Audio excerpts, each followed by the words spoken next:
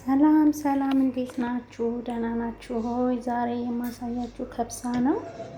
ከብሳ አሰራር አንድ ኩባያ ስኳር እንደዚህ ታዘጋጃላችሁ። 2 ኩባያ ከሚስት ይሄ ከሚስ የሚባል አለ፣ ሰሚት ነገር ሰሚት፣ የገበታ ቅቤ 2 ማንኪያ፣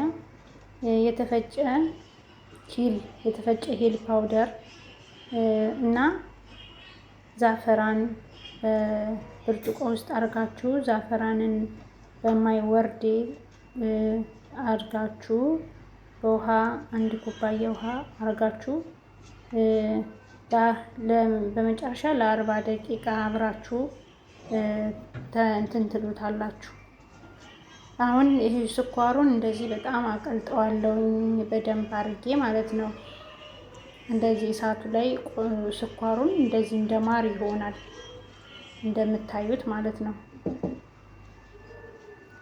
ጠፍቻለሁ፣ በትንሽ አልተመቸኝም እህቶቼ። በተረፈ ደህና ናችሁ? እንዴት ናችሁ? ጠፍቼባችኋለሁኝ። ይሄው እንዲህ እንደምታዩት ስኳሩ በጣም እየቀለጠ ነው። ሁሉም ስኳር እንደዚህ ከቀለጠ በኋላ እንትን እንለዋለን ማለት ነው። ይሄው እንደምታዩት እንዳለ ስኳሩ ይጠፋል እና እንደ ማር ሲቀልጥ በደንብ አድርገን እንደዚህ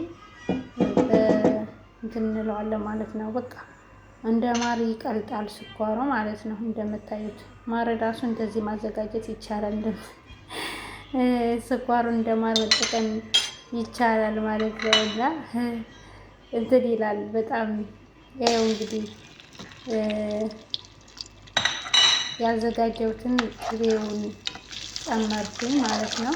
እንደምታዩት ሂል ፓውደሩን 1 ማንኪያ የሂል ፓውደር የተፈጨ ሂልና ዛፈራን ጨመርኩት።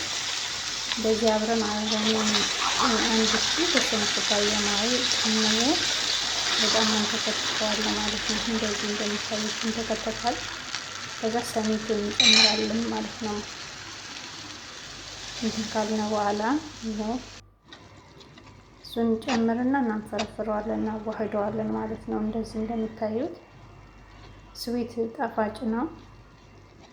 እንደዚህ መክሰስ ላይ ምናምን ይበላሉ፣ መግረብ ላይ ሰዎቻችን። አንዳንድ ሰዎች በተለይ እናት ቤት ምናምን የምትሰሩ ሰዎች ካጁ መጨረሻ ላይ እናደርጋለን። እንደ ላው ላይ ካወጣን በኋላ ከጨረስን በኋላ ካጁ እንትኑ እንደ ኦቾሎኒ የሚመስለውን ማለት ነው፣ እሱን እንነሰንስበታለን። እንግዲህ እንደምታዩት እንደዚህ ያለ ሆኖ ወጣ ማለት ነው። እና በተረፈ ደህና ናችሁ? ሰላም ሁኑልኝ። ባይ ባይ።